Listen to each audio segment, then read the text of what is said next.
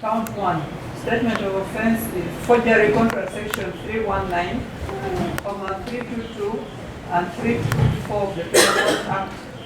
The particulars of this offense provide that Moliansaka Charles alias Charles James North, Mwesiga Charles, Mwesiga Moses, Selma Moses and Dokita on or are about the 2nd day of July 2025 in Kampala City with intent to defraud or deceive Bumran Fukan of Miss Cyrus Blue Chemical Manufacturing Company Limited made a false document to which the confirmation of supply of Universal AdBlue dated 2nd July 2025 purporting it to have been issued by the office of the President, whereas not.